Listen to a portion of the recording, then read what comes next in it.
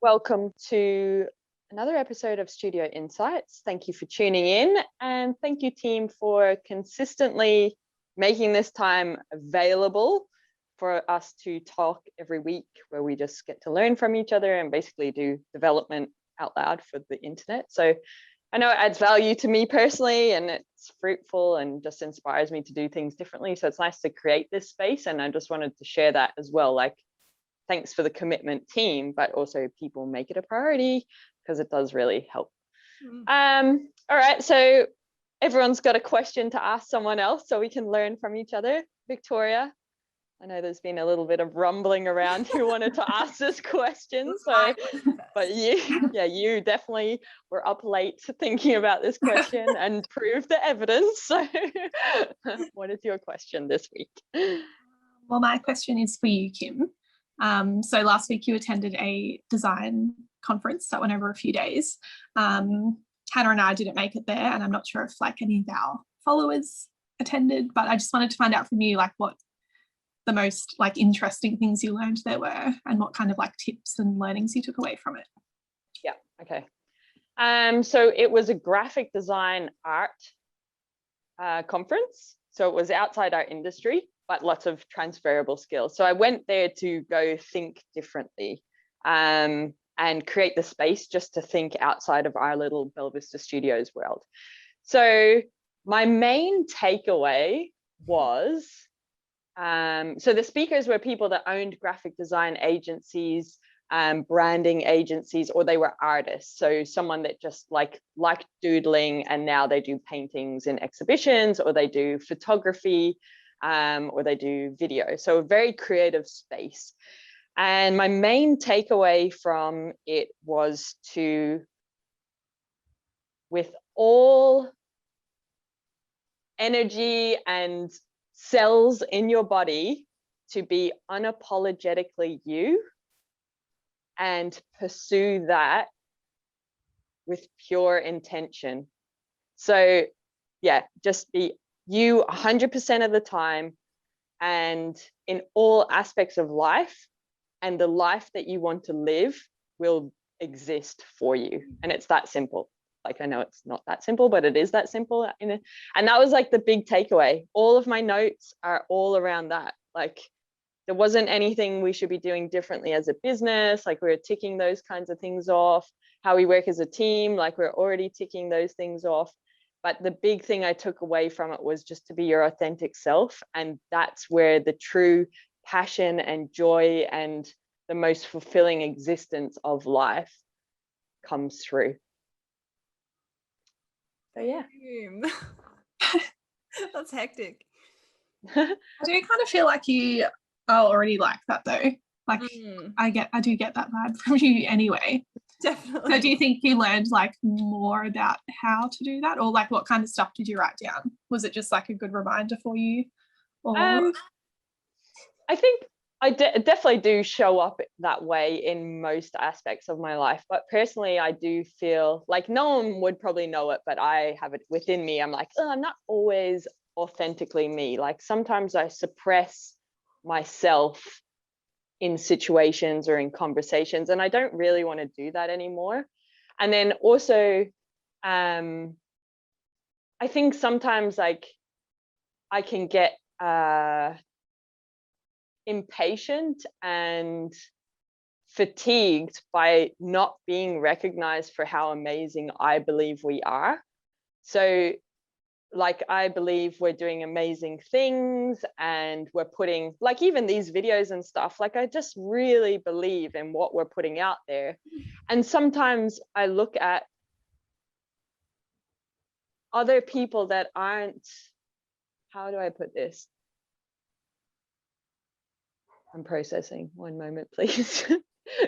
Computing.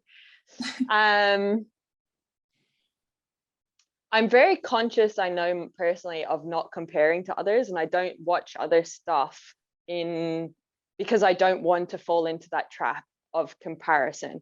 But I truly believe that we are amazing, and sometimes the results I set for us as a business and myself as a practitioner or as a human being, I don't hit them on time. And when that happens, I can get a bit fatigued or like disheartened. And I'm like, come on. So what I think there, and all of it is coming from that place of that authentic, true, we're doing this for the right reasons, like the business exists because it's like I wouldn't be doing anything else, all that kind of stuff. So it is a nice, I think life, you go like that, and sometimes like when you're down, you need to have things like this space to remind you and see that inspiration around you of other people that are doing true to themselves and getting the results. And then you go, oh yeah, remember, just be true to yourself. Because it can be easy to go, for example, we haven't got a client signed this month, like what, we need to make money. And then fear comes in. And then you start thinking differently. So your conversations become fearful. So they're, instead of on a phone call where you're actually trying to solve the true problem for the client, you instead, because you're fearful, you're like, I need to sign the contracts, I need to be sales mode now. So, and that really plays out in a way that is inauthentic to me personally. And I get off that and I'm like, oh, I don't want to be that salesy person. And then I'm like, oh, this is coming from a place of fear. So then I check myself and I'm like, just be true to yourself, you know, human-centered design for learning design. People do want that. They appreciate it.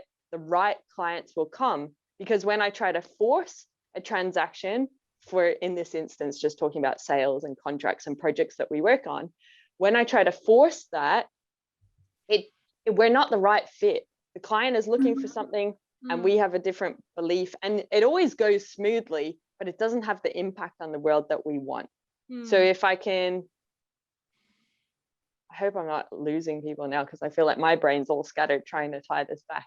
But what I did get from that was really, if you are true to yourself and you can capture yourself, and it was a good reminder to remain true to ourselves as Kim Tui and as Belvista Studios, because what we are doing is brilliant and we are brilliant human beings, and people appreciate that about us. Keep going and be patient.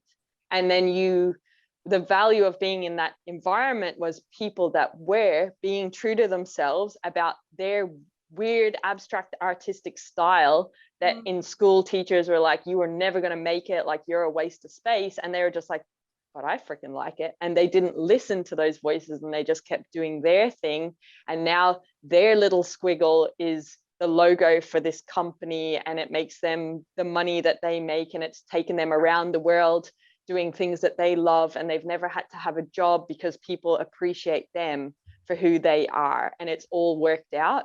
And also the perspective of when I set goals for myself and the business and I don't hit them in the duration of when I want us to hit them, like I might be like in the first quarter or this financial year, and I don't hit it, and I can then hear stories from others where it's like, this has taken me 10 years to be to this position, or I thought I'd do it in 12 months and it actually took 3 years to get here. So it's a little bit of a reality check to go, don't give up, keep being yourself, just be patient. And when I reflect back, then I go, yeah, every time I have been patient, we've been true to ourselves, the right thing that has been so amazing for all of us has shown up, and it's been brilliant. We just had to wait a little bit longer than me, because I'm like, let's fucking go, like we're so amazing, let's go you know. So it's just a nice reality check sometimes. That's so cool. Yeah. It reminds me of, you know, like there's like, I can't remember the exact what happened, but it's like Walt Disney had to have so many meetings with banks and got like turned down like like it was so many times. I can't remember the exact figure, but like how incredible has he done and the impact that he's had on the world, and it didn't happen overnight. Like he did get turned down so many times. And there's so many other stories. I think like Meryl Streep got told that she was like too ugly to act when she was like auditioning, and now she's like the most incredible actor. So it's just like, and like examples of how like you do, like I agree with you do have to just keep going. Yeah. Yeah. And you do, like, that's the problem with comparison. And that's why I'm really conscious personally of not comparing. Like, I don't have social media accounts for personal stuff because I don't want to expose myself to a place where I am trying to be something I'm not. Mm-hmm. And when we compare, when we see people out in the industry, we look at them, the industry in the world, so it can be personal or professional, but we look out there and we look at them and we say, they're doing great, why aren't I there?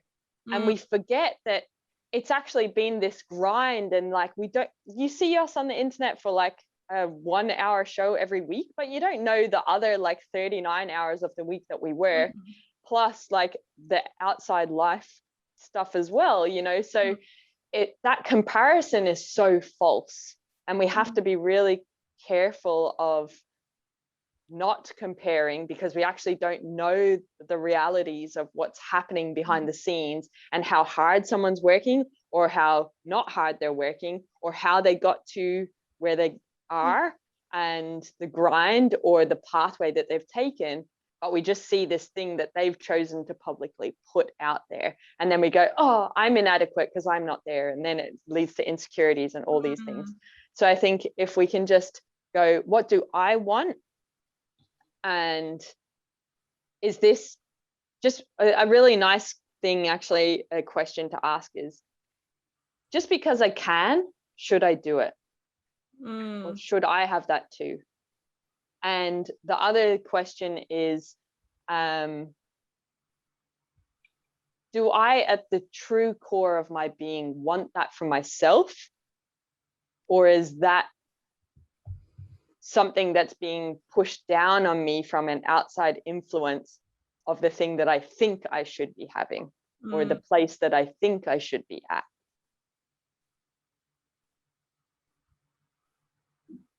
Yeah. I can read out like some of the key notes if you want, that might like come from a different angle and be a bit more like practical or quote focused for people, and you guys. You want me to do that? Or yeah, that'd be cool. I love what you've shared though. Like, that is like the core of it, I feel. Like, that's so, if people can do that and be like unapologetically themselves and keep pushing through, like, that would have such a big impact on so many people's lives, I think. And it's not easy. Like, it sounds easy, but it's not. So I feel like you do need to like pull yourself up if you are comparing, or you are agreeing to things that you don't agree to. And like, it is a mindset I think you have to develop.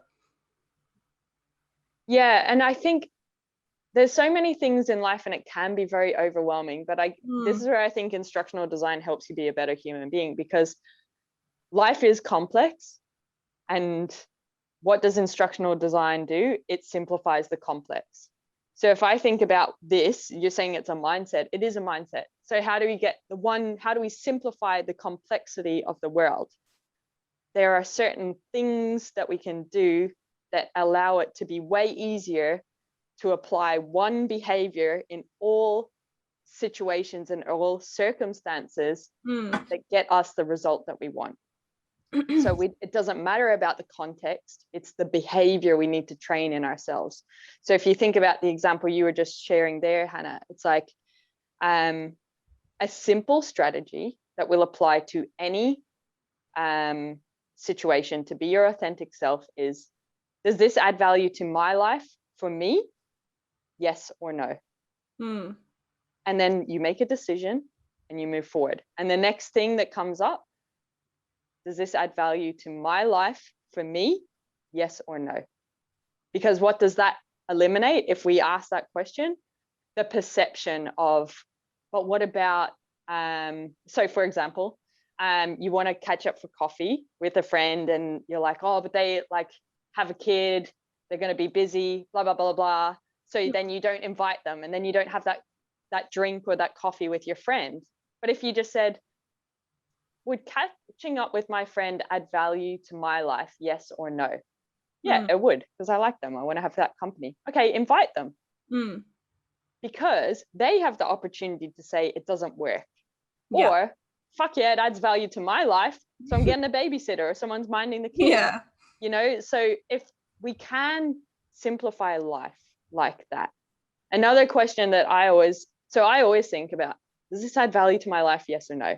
And now that I've asked that for years, and now I've got more specific because I am trying to get more to my authentic self.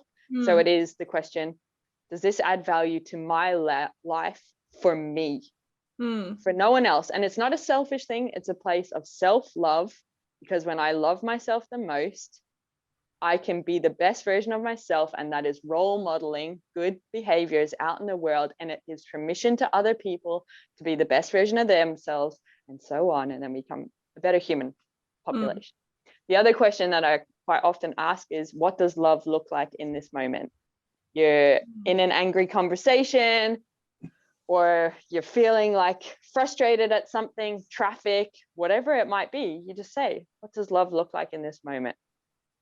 And already your energy shifts, you know? So I feel like it allows you to get out of that not good energy, take the moment to respond in a way that is better for you and whatever else situation, context you're facing. And that's how life can be made more simple. And you can be more an authentic version of yourself, I believe. Love it. That's how I've applied instructional design to my life. Okay, I'll go through the notes quickly, like of any that might stand out. First one. Don't compromise on you. Follow your truth. Be unapologetically you. You create the opportunities. Don't let the fears or experiences of others become yours. Reflect on that and act on it in a way that adds value to your truth. So basically, this was me listening to 3 days of talks, and these are the notes that have come out of it. Do you put your blinkers on to others? Only do what's important to Belvista Studios and us as individuals within the team as humans. Be driven by that. Alignment of the right things for us will naturally attract to us. And we've definitely found that out to be true. Co-create, it gives ownership to the audience who know their problem best to maximize impact. Designers are culture creators and momentum drivers. Live off your passion and interest, pursue it with purpose. Let you and your work speak for itself. Wherever there is stress, there is lack of trust. 2 questions to ask for yourself. Did that energize or deplete you? Another question is, why are you not taking responsibility for your self-care? Next thing, trust and focus on the process to shift your mindset from insecurities that are showing up for you. Do you, and the path will clear onto a vista that is the perfect place for you. I'm trying to get poetic there, I must have been. Rise above your environment. You don't need a degree or formal training. You only need a personal cause. Work with those that value you for you and allow you to be you as a practitioner. Believe in yourself. Design is communication. Adapt. Don't take it personally. Solve problems for a more human future. I think it says reboot and generate. Be relentless on you. Embrace ambiguity. Here's a question.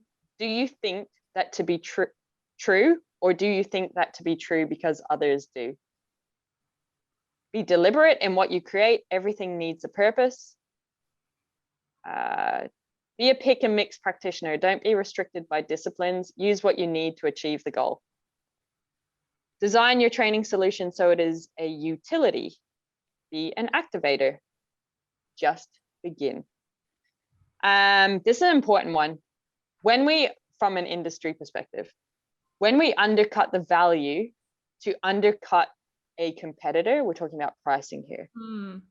We are actually devaluing our industry and skills as a whole. So just have a think about that. Don't try to undercut on price. We're devaluing our industry and the skills that we have, and we are a core essential utility for the future of humanity. Only you give another person permission to make you feel bad. People come to you because you have something they don't. Value yourself. Don't be afraid of feedback. It makes things better. Your tribe will find your identity, reimagine, redesign. Be your own acquired taste. Must have been poetic again there. I don't use that word, acquired taste. create emotional connection, design to make change. Do you do things for attention or the right intention? Influence people to do better, unblock people through solutions. So I think there's a lot there. That's awesome. Save this one, write your own notes. Yeah. That's So really cool. that is it. And I think we do that really well. Yeah.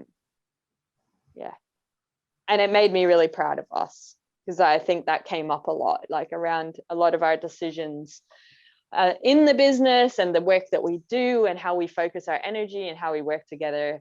I feel is really reflected there, and it made me like proud of how we work together as a team. It made me really proud of you two, and I think like you are both really good role models in being your authentic self. And like we all have like areas where we're really strong and not good at it, and I'm sure you're going right now, I would like to be able to put up boundaries in this aspect of my life, but like I think that you both are role models for me in that aspect of being authentically you and going, no, that's not right for me, and therefore I'm going to say something or do something. And I think that's an incredible quality and characteristic and behavior to have, being so young early in your journey of life as well. So yeah, that was the answer to the question, Vic, unless you have any other follow-ups. But I think the value is like create the space to be inspired and reflect.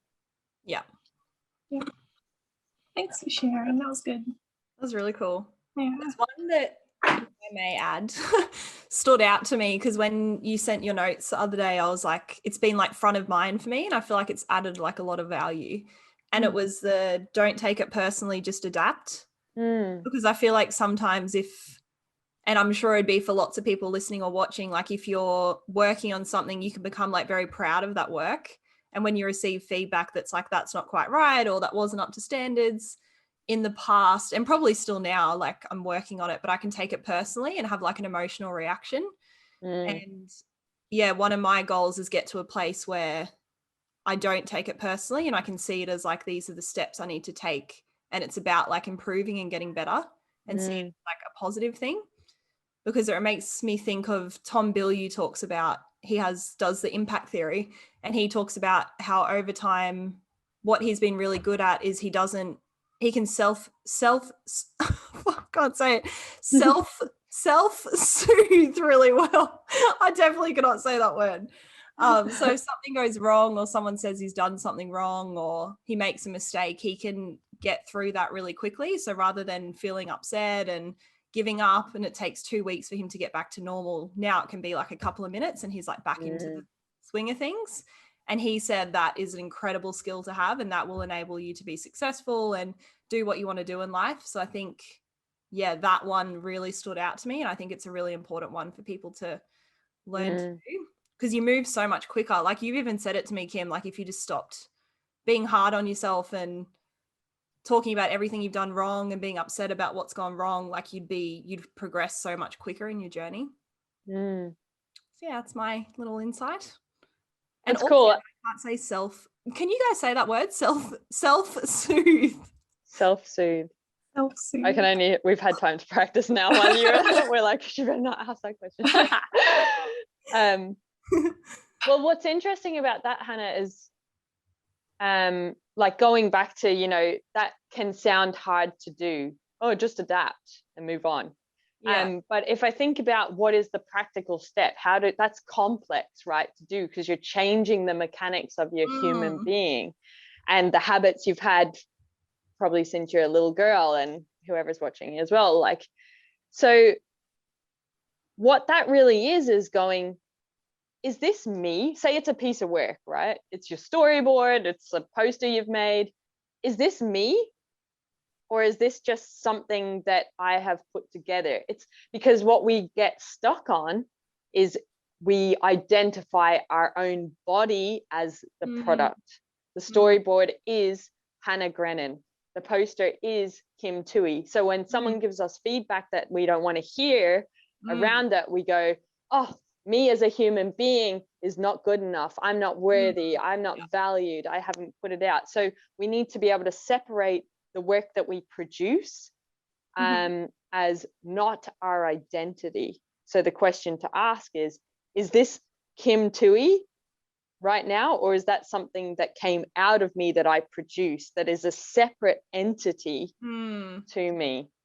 And then you don't have that emotional, it's not like you're fucking, oh, I put my heart and soul into it. Like, you don't say that anymore. You just go, like, and we do put our heart and soul into it, but we put our heart and soul into that piece of work, and that work exists out there now. Yeah. It's not a part of our body.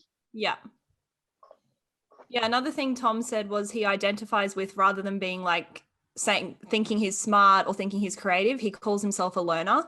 So in all situations, like, it's not negative, because he's like, cool, I'm a learner, so that means I can learn more, and that fits in with his identity. So it's like a good, like, I'm trying to do that too, seeing myself as a learner and not thinking like, oh, I'm a bad designer because I did that wrong. It's like, cool, I'm a learner, let's like keep learning and get better.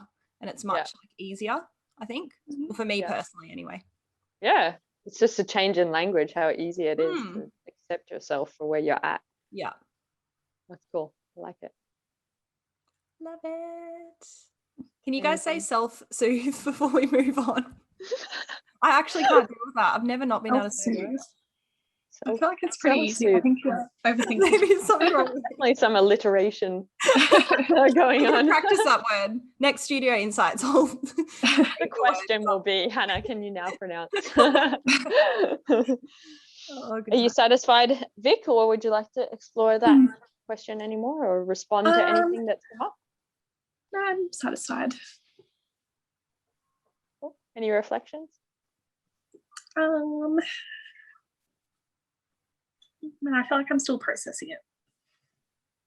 Fair enough. But I think we are all good already at being authentic. But yeah, I guess there's like little things that it still comes into where I do like hold things back, or how much you hate me. You're like, God, I'd love to tell Hannah how I really feel. No, well, I think even like for me, sometimes like it's as simple as like, I want to express my love for you guys more and my appreciation for you more. Cute. But then I'm like, don't. Yeah, there's this like, is that appropriate? Yeah, like, I'm like, first of all, I know you're going to give me this awkward reaction, then you're going to deflect and fucking come back at me and be like, oh, you're so amazing. I'm like, no, this is your moment to be appreciated, so shut the beep up. And then like, so all of that stuff fucking comes through your head. So I can't even be like, I fucking love you guys and I appreciate you heaps. And I just think we are incredible and wonderful, because all that shit goes through my head. So now I'm just going to be like, see you later, shit in my head. I'm going to be like, no, I'm feeling this now and expressing it. So that is also what I mean by sharing and not suppressing. Yeah, I love that. I relate to that. I feel like sometimes I want to say like nice things, but I'm like, nah, I don't know how it'll go down. But it's true. You just don't, like, you just say what you feel. Yeah. Cool. Okay. Love it. Here's the space now, Hannah. You feeling it? No, I'm joking. Okay, you can ask your question. Let's move on. Okay, so my question's for Victoria. And so just for anyone listening or watching, if you don't know, Victoria makes like incredible animations in Vyond. And like, I 100% believe that. Like, what she has been producing for our projects has just been like, I'm like, that is so cool. And you do it, like, I feel like you get it done so quickly. Like, you had animations you had to do yesterday. And I was like, oh, that would take forever. And you got it done in one day. And looking at the animations, I'm like, they are so cool.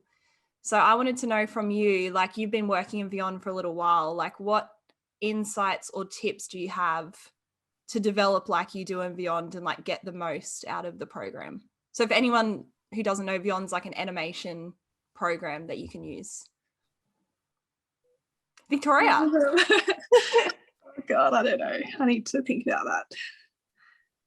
Like, how do you do it? Well, I guess, Hannah, help her understand what specifically you like about her animations. What aspects of it stand out to you as really good?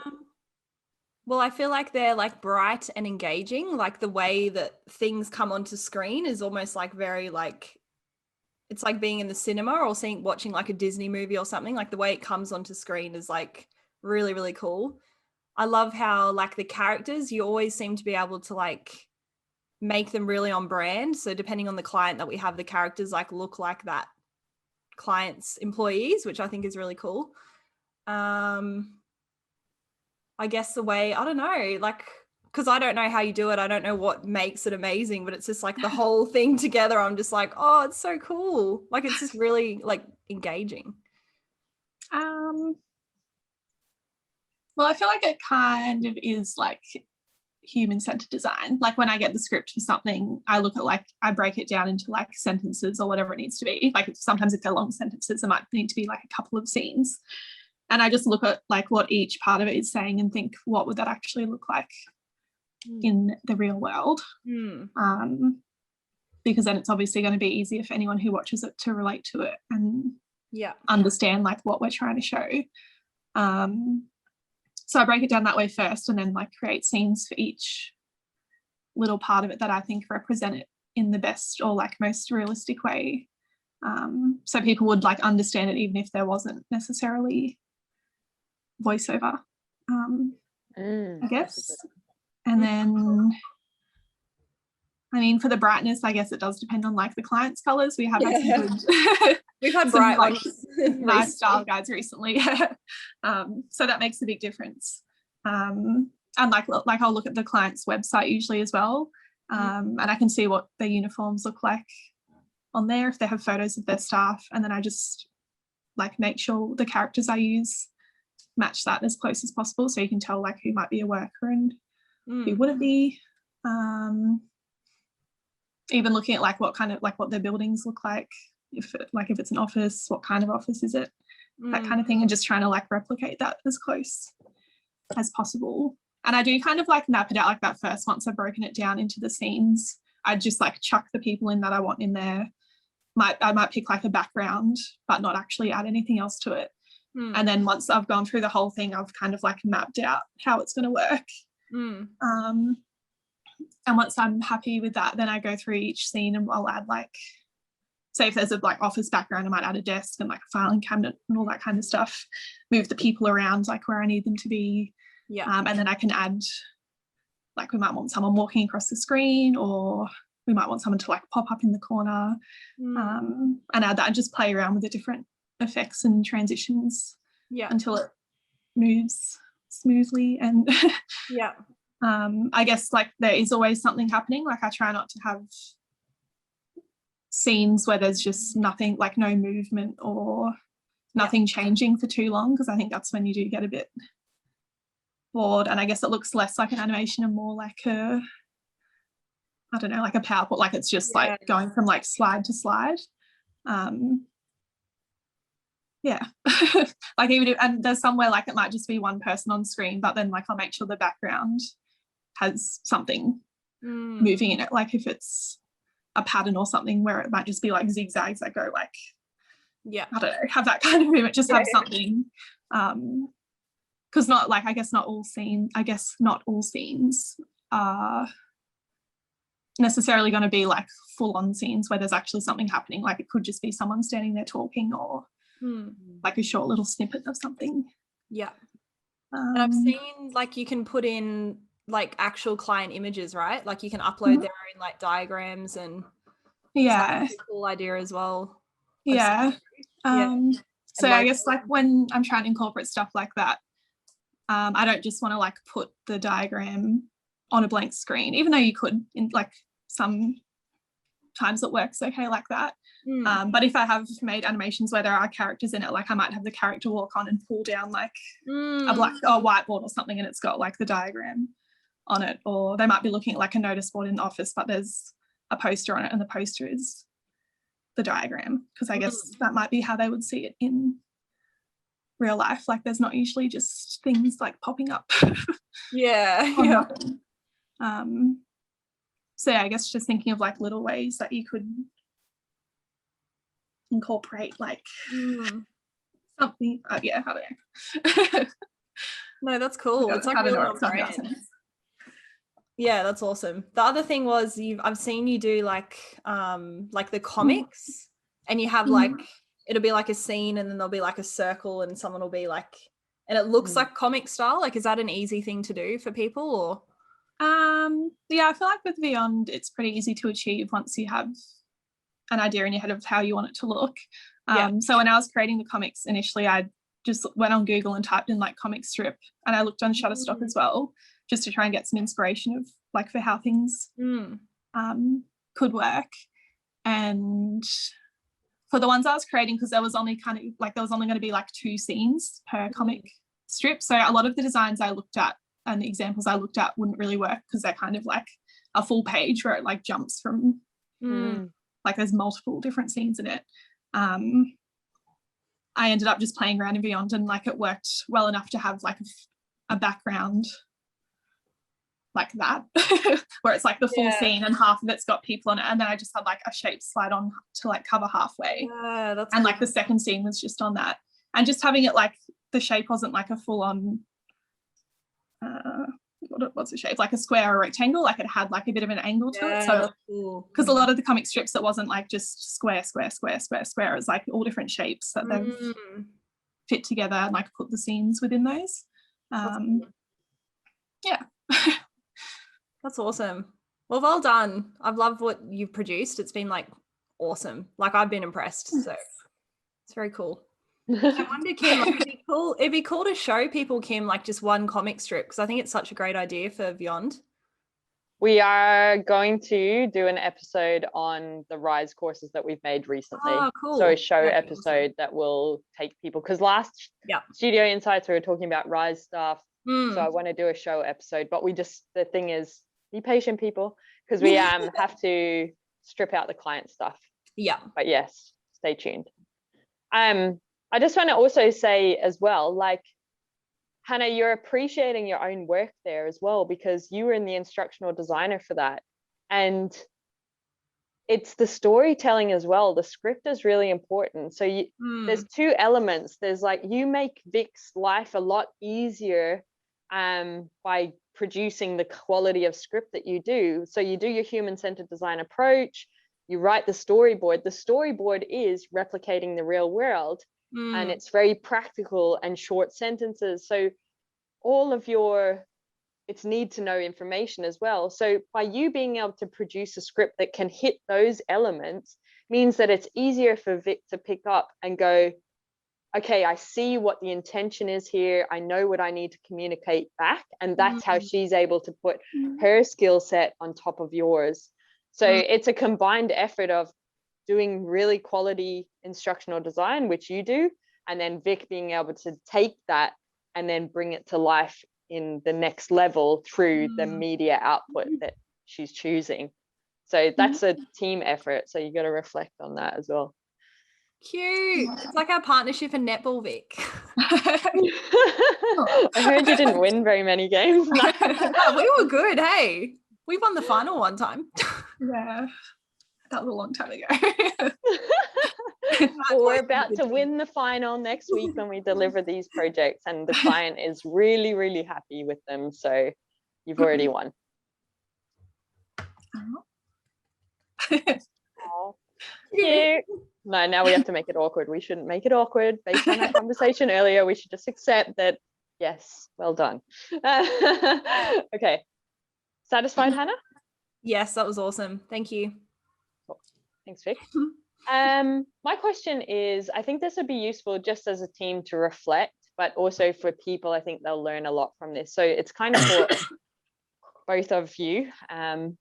So we have had, I'd say the tempo has been like up in kind of client projects. So we've had 2 large projects going on, and the client, when we first engaged on them, they were like, are you going to be able to do this in 6 weeks? And we were like, well, we wouldn't commit if we couldn't, kind of thing. So we had 2 large projects, and then we've had like other projects alongside. So we've had probably managing between, I think, about 6 or 7 projects in the last 2 months between the 3 of us, and delivering them all on time.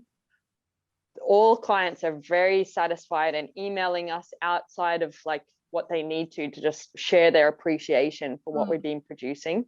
It doesn't appear to have been stressful in terms of like, we're not grinding and we're just doing our work hours. It's not like we're grinding all night to meet deadlines or anything.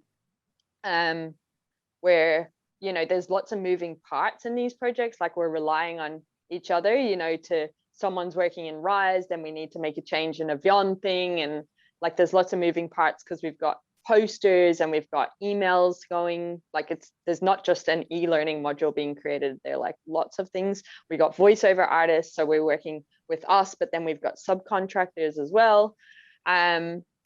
So what do you think has led to the success and smooth sailing of our operations in the last couple of months? You go, Vic. We never know who goes first. I think a big part of it is having good communication.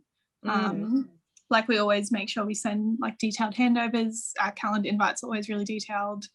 We're always like available to each other on Skype. If we need to check in about anything, like it's very easy to, if we're not sure of something, it's very easy to find out what we need to be doing. So we're not like wasting time or stressing about things we don't understand, because we know that we can ask each other.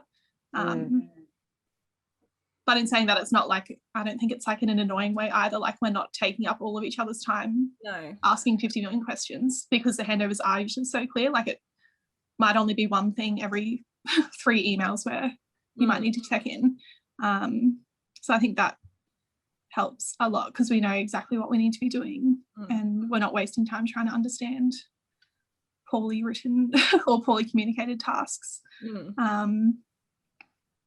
And like along with that as well, it's like we all know where each other is at with things. Like we do kind of keep each other up to date enough so that we're not, I don't know, I feel like I'm not usually sitting there being like, I don't know what's going on with this or that. Like I know where things are at. Yeah. So I think that's a big part of it. How do we do that? Well, I feel like it is like through calls, emails, and Skype. Like there's always enough context and stuff in the messages we send. I think. Yeah. And I think as well, like it's nice, I know in our project management plan, you can see what's coming up as well. I find that useful. Yeah, that's true. Because sometimes I'm like, what part of the project are we in? I'm like, calm down, that's happening next week, it's scheduled. Like we're just focusing on this one part now, so that's good. Yeah. And I think like the days we work together as well helps, because even if I'm working on, since we do all work on like different parts of the same projects, like I might be working on a different project to what you two are talking about, but just like being there when you discuss it, we're all on the same page still, even though we might not all be like focusing our work on it at that specific time. Yeah. So I think that's been good. And I think that we do like all care about the work we're doing as well. Like we're not I don't think we're like handing over things to each other that are rubbish. Like we're like making sure that we're producing good quality work for the next person to take on, because it is like handing stuff back and forth all the time. And I think it would be a lot harder if there was a weak link. That was a weak link. Who is the weakest link? But yeah, I think it is partly that. Like when we get tasks, it's like you are actually doing the task you're meant to do. It's not like you're trying to fix up 50,000 other things that could have been done and weren't. Like we're making sure we get stuff done, which I guess comes down to scheduling as well. Like we've given ourselves enough time to get what we need to get done, so that we can then just like pass it on, and it's not, things aren't getting delayed, or we're not having to scramble and work overtime, I think. Yeah. So yeah, I think scheduling, like good scheduling, good communication, and like caring about what we're producing has made them successful so far. Yeah. That's cool. What do you guys think? I agree with like what you've said. So I think like the project management template has been like so useful that we use, because I like for my projects, I check in every morning and just see where things are at. So that's been really helpful. I think definitely Skype, like you said, like just having that constant communication, and like I know you and I, Victoria, will like talk about tasks or help each other. Like if you're working on something and you're like, I need inspiration, like you'll send it through to me and I'll do the same to you. And I think that's been really helpful. Yeah, I think like the calendar invites, which is part of the project management, like just how like clear everything is and how the task has been like set out and you know exactly what you need. The project tracking spreadsheet, so we are clear on what file we're using. We're not looking around for like what file. So for anyone who doesn't know, like we list the most recent file for every project that we have. So we know if we're working on that project, we use the most recent file. And I think for me, like the planning template, like I've used that for every task. And it's just been like a nice way to keep track of what I'm doing, what could potentially go wrong, what questions do I need to ask. And it makes my handover a lot easier because I just go through my planning template, make sure that everything's covered. So yeah, I think that's probably why. Yeah. Yeah. Is there anything that you guys suggest that we improve on, or have recognized gaps in how we're working that we should consider figuring out?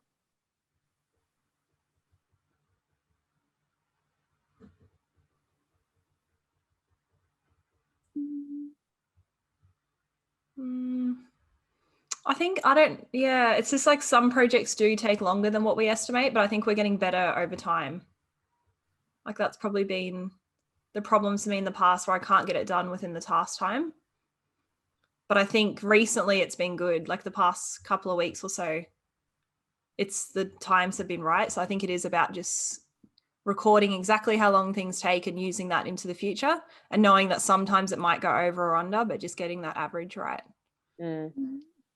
Well, I think what's changed in the most recent ones is clearer expectations of the task itself, and not making assumptions of I need to do this as part of, if the task says QA, what is the expectations, or what are the expectations of delivering QA? And is this a subtask or not? And if you're not clear, seeking to understand if that is, because then we go, oh no, we're not doing that for this particular project. So I think that's probably where you're noticing could be improvements from previous time to, like, we've had a discussion around that and now we've implemented it for this busy time. Yeah, definitely. Like around proofing, like I know in the past I was proofing things that didn't need to be proofed. And that took hours, and then it was hours again to undo it all. And yeah, it was because it wasn't scoped. Yeah. So I think situations like that are getting a bit better. Like we're getting more clear. I think you're right. Yeah. Any improvements from this specific, because basically what we're working through at the moment with these projects is we're actually executing on a lot of things that we've said we want to improve in the past. And now we're in the let's experiment and see if those improvements actually have been helpful. So is there anything else just from this particular period in the last 6 weeks that come to mind?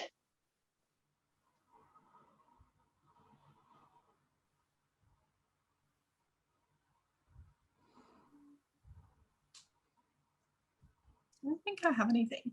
I don't want to jinx it, but I feel like things have been going really smoothly. They have been though. Because I remember thinking I was kind of nervous because we hadn't had like as many client projects at once in a little while, and then we're fully booked or whatever for however long it is, and it was just like when I was looking at the calendar, it was like every single day client task like back to back, and it was all like hand this over to this person, then you get this back. Like it was very, if anything had have gone like over time, it would have been stressful, but it's been chill. Yeah, it's interesting because even we sat down and had a chat as a team. We're like, tempo is going to change, because we are 100% capacity for the next whatever. And I was expecting it to be ugh, but it feels so peaceful, and even this week, I'm just you fucking look at our calendars and it's people are what is that? But every day I just feel so peaceful, and I'm okay, move to the next day, wake up. I'm not waking up and being oh my god, we got shit to do. I'm just get in, get done, deliver. It's really nice. Well done, everyone. That's so good, because that is a reflection of everything that we talk about and putting it into place, and just I don't know, organize. Well, we work with clients that struggle with these things, and then I'm like, oh, it's like a simple thing. Like you just need to follow the process, or you just need to like clarify expectations. And like I just think we're like a evidence of what is possible for like a cohesive and productive and well-oiled organization. So yeah, go us. woo. Anything else? Thanks for sharing. I was curious to know. Could we be what? It's good to know what's working and what's helping you in your role, and then what we can improve on as well. But it sounds like we're in a good space right now. Do you have anything, Kim, that we could do differently to support you in your role?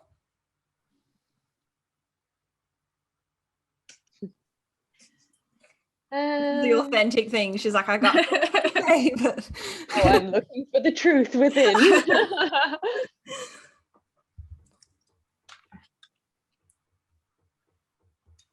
No, nothing, not even 1 ounce of anything is coming to mind. What comes to mind is like, you guys are like seeking to understand, you're clarifying assumptions, you're really good at like managing the projects, the handovers are so clear, knowing what's happening in the projects, the communication is all excellent. And when I reflect on, is there anything that you could do differently? I'm like, no. What comes to mind is make sure that I'm meeting that level too, so that we're all contributing, because I'm reaping the benefits of, like, when you guys send me a handover, it's like so clear, and it's just such a breath of fresh air, because it's like, this is all the steps I've taken, this is what's been achieved, this is what's required of you, Kim. Here's some things that we've been holding on to throughout the project. So it's so clear, and it makes my life so much easier. So it's making sure that I am also creating that experience as my contribution to the team back for you, because it does work for me so well. So keep doing you're role modeling well. When I said weak link, I was talking about you. Okay, what would you like me to do? I'm just kidding. I was thinking of myself. We probably all are, because we're all like insecure. No. Well, there you go. Do you want me to do anything differently? No, I'm happy. Well said. Okay, end of video.